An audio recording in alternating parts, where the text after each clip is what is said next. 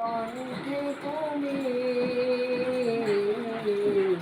তোমার বাণী তুলেছ, বুকের দেরাজ তুমি কোরআনের স্থান দিয়েছ।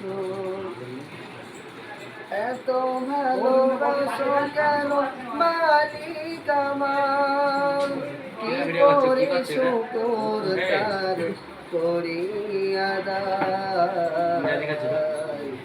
এত ভালোবাসো কেন মালিক আমার, এত ভালোবাসো কেন মালিক আমার।